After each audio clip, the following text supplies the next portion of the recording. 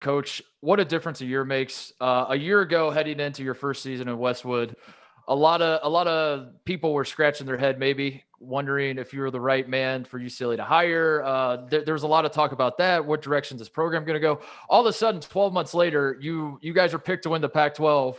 Now all of a sudden, everyone is your biggest fan.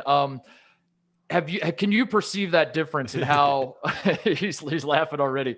Can you perceive the difference in going into the season, how people are talking about you, your program, all that kind of stuff?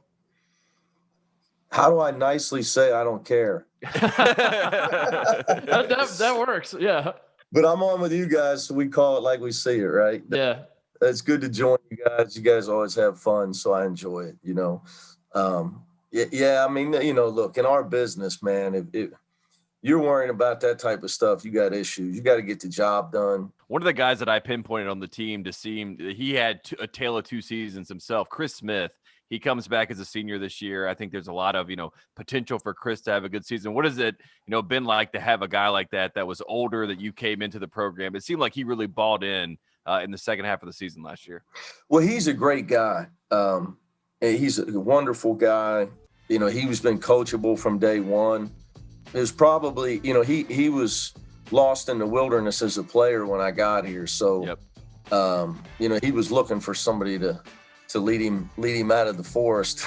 Look, huge advantage to have a guy back that's a first-team all-league player, and he's a great guy with he's all about the right things. So my job is to make sure that he has a great year.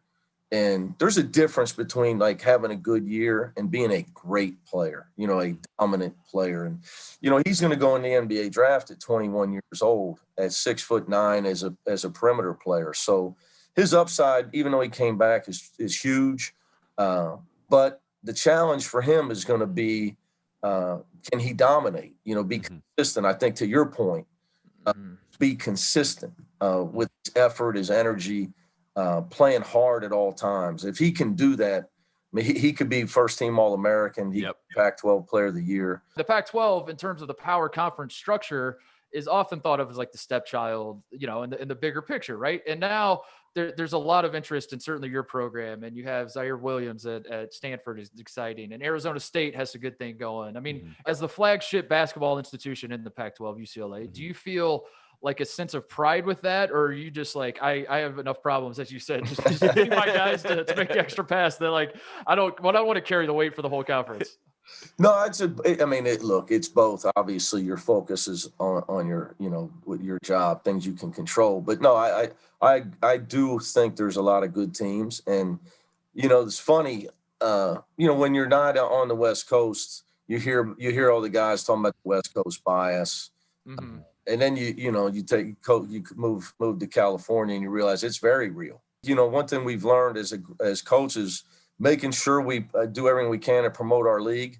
I think, Mark, is important to answer your question. We have to pay attention. We have to promote our league because we are up against the bias. And it's not like, hey, you're picking on us. It's just, man, people are sleeping a lot when we play. So our highlights don't really hit the Sports Center reel. Well, listen, Coach, the Lakers won the NBA title. The Dodgers won the World Series. People are saying it's LA's year. LA Kings. People are saying it's LA's year. Here's the hope, and you guys can add the Rams. Appreciate you joining us. Best of luck this season. All right, man. You guys got to rub it in with all that hair. I mean, geez.